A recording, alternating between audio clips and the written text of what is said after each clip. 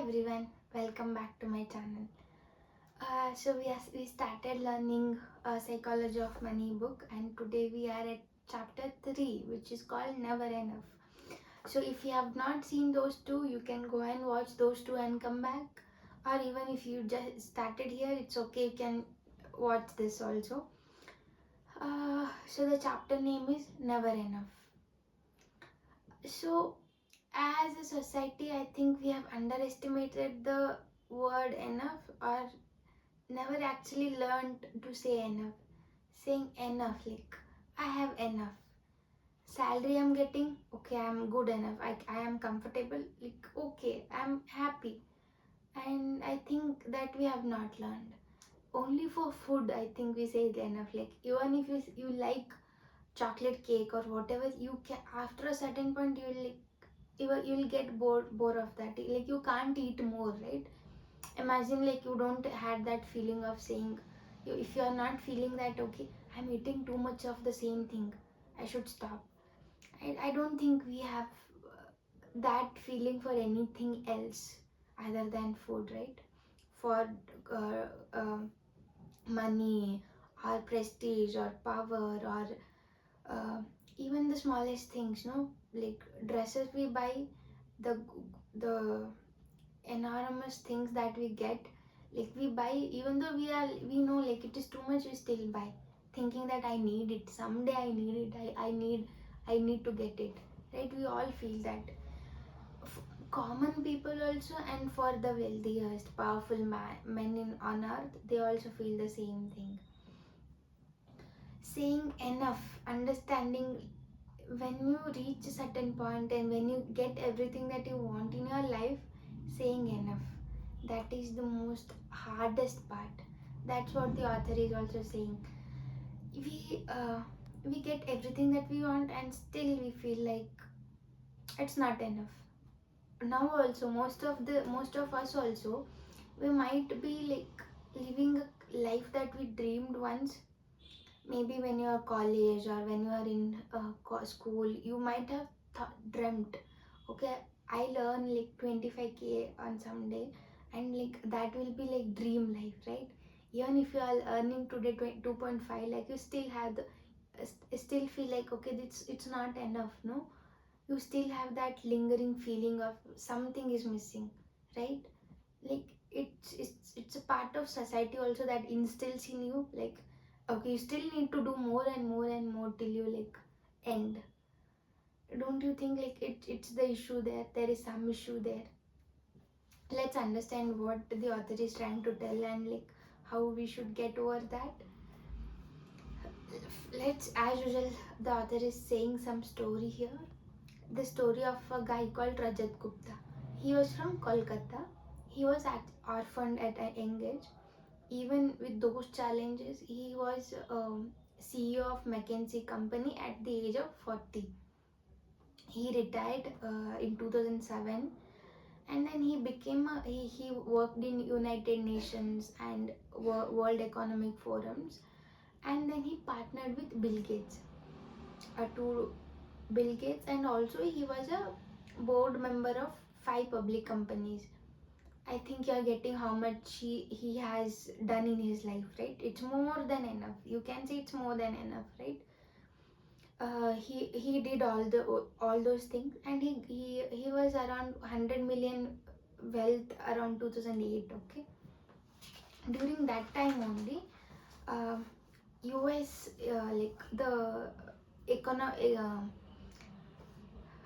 crisis hit in 2008. Everybody knows that crisis, no? That it was what happened is everything around the world got affected by that economic crisis, which was in 2008. So he was a board member of Goldman Sachs. Also, it is a big banking company in US, which also works in India and everywhere else. So he was a boarding member of that. So the when that crisis hit, the economic crisis, you can crisis in the sense when Corona happened around the world, everything stopped working, no? The same thing, the crisis was also there. So this Goldman Sachs company was under crisis So it was a lot of issue. So at that time, Warren Buffett, he was a wealthy man. If you don't know him, you can go and search about Warren Buffett, how he became wealthy, how he's one of the successful man in investing. Everybody looks up to him. So what he thought is, I'll give $5 billion to save this company. So what happens is, for example, the company is running and well, it is say it stocks in the sense, for example, there is a company which is like a chocolate company or anything. After a certain point it becomes so successful that people can buy a certain part of the company, which is called shares. That will happen when the company is successful and they go public in the sense anybody can buy shares. Say I'll put 100 rupees in this company and I'll buy a particular, like, certain shares of the part of the company. So what Warren Buffett did is he put $5 billion in the company. He wanted to put so he can save that bank from going downhill. So Gupta was a board member, so he got that information earlier, right? So what he did is he asked his friend, or I don't know who he was, Raj Ratnam was his name. He asked him to told him some information whatever he got, and that guy brought 175k, 1,75,000 of shares of this company, which is Goldman Sachs, which is called as insider trading. So insider trading, no, it is illegal. Why is it illegal? Illegal is, whenever a public company, they should not, the employee who is working in that company or any of the company member should not use any information to get profit, whatever these guys are doing, which is illegal. So they should not do. So that is what insider trading called, like you are divulging some information from the company to outside person to buy some shares or do something with that information. That is not legal. So after this point, so the Warren Buffett put the $1 billion, and the company again, the stocks prices gone up. So when the information they got, they might have the stocks prices, like say 10 rupees.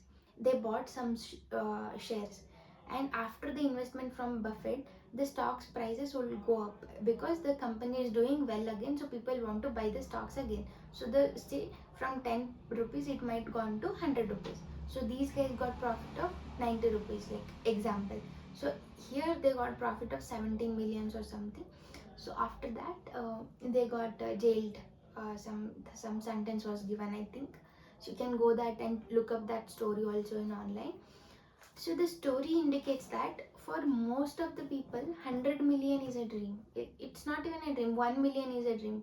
In Indian rupees, 1 million is around 8 crores or something. So 1 million is also a dream. But even after 100 million, his feeling of enough did not there. Enough feeling was not there.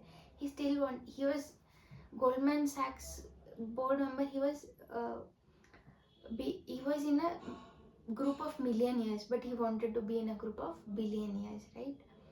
Enough, if he had said enough, he would have had a good career again in future. He would have been like mentoring some companies, but he did not turn out like that, right?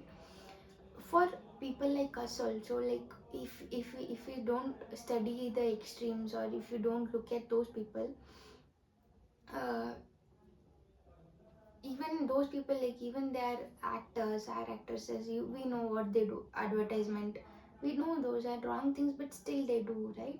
Because the feeling of never enough is not there. It's not, we are not somebody to say wrong or right. It's not, it's their personal decision. It's they can do whatever they want. But even as a common people, uh, today it's hard. Everybody knows it's hard. Even if we get 1 lakh in this, surviving in this economy is hard. But put a full stop, knowing that, like, okay, I'll earn this much, and I'll try to save also, and live a comfortable life after a certain point.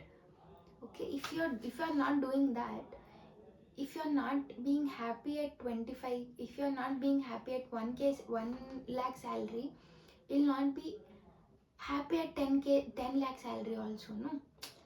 As this is what he is saying, as you get more and more of the rewards or results, the expectations also keep on increasing. So no matter how much hard work you do or how much effort you do more, it will not be enough. You'll feel like, okay, I'll do much more of this again. So after this, Buffett, that guy who put $5 billion, he said something like, to make money they don't need, to earn more that they don't need right now, they are risking something that they have and that they need, which is foolish, no? You are risking something important, reputation, freedom, money, to something that you don't need, which is unimportant, right? That is what he was telling after this. So the hard part is the when you, if you we all come in this category only. We all the hard part is not to move the goal, change the goal again and again and again. You are earning 25, you put, okay, you reach that goal, you put the goal to 50K. You reach that also, you put to 1 lakh, and you reach that, you put it to 10 lakh. It's never stopping. The goal is not stopping. You put one step in the if you put one step in wanting more, and the goal moves two steps ahead. It's no matter how much hard work you put, the feeling of unsettling, the feeling of wanting more will not go, right? So once you taste that, like if you get some more respect when you have 10 lakh salary, you'll want more of that respect, that prestige. You want to keep, if you want to keep on increasing that, right? So the modern day, this modern capitalism, it's good at two things. One is generating wealth, and also one is at generating envy, right? Wealth is there now. There are so many. We are earning, this generation is earning more than like what people before earned, right? Still, uh, the inflation is high. The earning, no matter how much we earn today, it's not enough. Not enough. The feeling is there, right? The enough feeling, they have robbed us of that feeling, no? Because the constant comparison is there, no? It's there in your family, it's there in social circles, it's there in the, you go to social media, that there is, it's never ending only. So, family, you earn, you have made your parents also comfortable, but when you are also comfortable, but you compare again with your friend, even if it's your best friend, you compare with them also, like, okay, she's earning or more, or he's earning more, I should also earn more. You have started at the same point, right? Even if it is comfortable for you, when you compare it with other people, it is not enough. Social media, with this internet, you see people going on holiday, you see people buying that, buying this. It makes you feel like, okay, you are less you are not that much um, acceptable for yourself only. Like you keep on comparing, you feel more and more like smaller for yourself, which is not healthy in any way. You also understand that, but the constant bombarding of all these things, social media comparisons, social lives comparison, that keeps that thought of wanting more, doing more, um, always in your mind. So happiness is a result of not having so much of expectation. The second point, first point is not moving your goal again and again and again after even reaching a point of knowing that you have enough. And the second point is social comparison. We just talked, no? Social comparison. say a cricketer who in IPL, say that some new cricketer or somebody who got a bid of say 2 crores. For most of Indians that is a dream. 2 crores is a dream, right?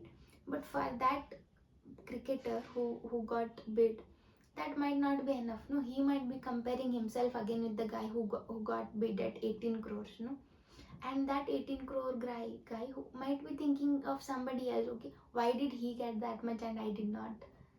Right, the comparison, the social society, what it has done is they kept the comparison so high that nobody will ever touch it. It's not easy to touch. It's a battle that nobody will ever win, right? It's no matter how much you do this, still they'll put the feeling of still feeling less is there no matter how much you do. So the best thing is not to fight that battle. The winning is not to go into that race. The winning is staying out of it. I'm not, I don't want to be part of this, that comparison, whatever they have set out. When we,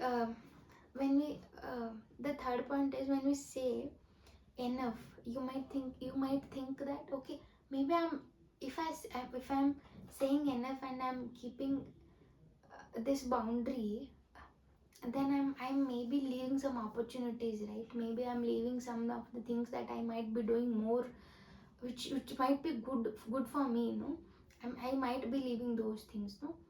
No, saying enough is not that. Saying enough or feeling enough is, think of the opposite of that.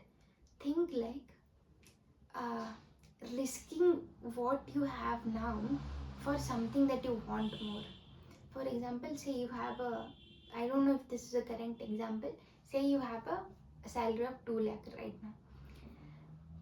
You got an offer of 3 lakh, which is one uh, more than what you have currently.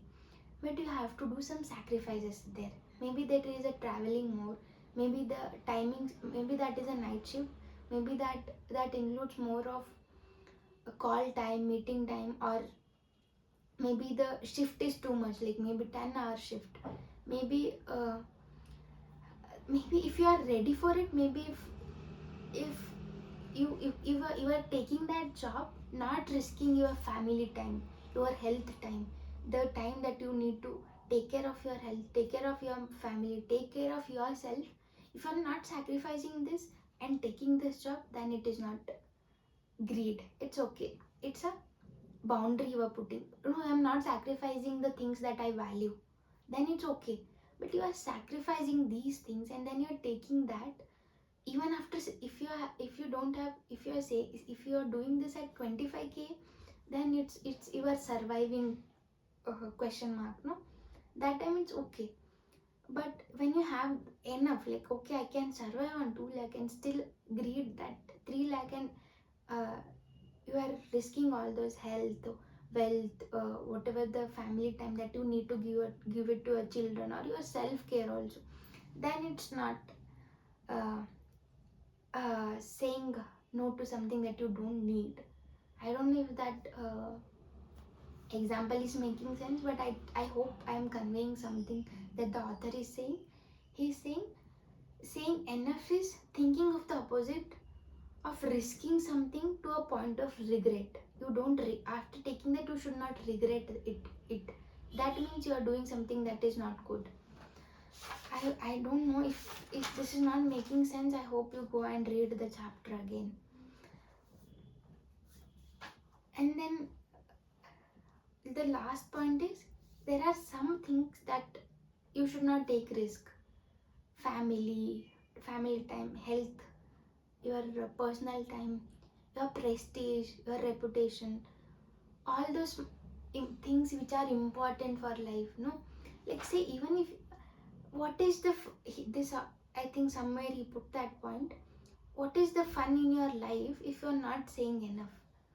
If you're constantly in the mindset of wanting more, doing more, I need that, what is the fun? Like if you're not saying okay, I have enough, if you have that thought of enough, you can enjoy the other things in your life, no? You can give the time for your family, Do some hobbies that you have left. Take care of yourself, take care of your health, take care of your parents, everything in general which are more important. I'm not saying earning is not, it is important, but putting a boundary, which simple is not taking risk which is not needed. Don't take the risk which is not needed. Don't sacrifice something important to something that is not important, right? Do whatever you have which you need. Don't sacrifice something that you do for something that you don't need. That's the whole point. I think knowing when to stop taking risk, knowing when to stop wanting more, think understanding when you should stop. That is what the author is saying. uh, Whenever, like, the life is for living, no? Like, I'm not underestimating the power of salary, the power of money. That is what we are actually doing, understanding how to become uh, wealth. I think rich, I don't know, wealth, I don't know that, like, I'll be able to come uh, make you understand how much the author is saying. So we want to live a life which is comfortable with the earning that we have. That is the whole point of that.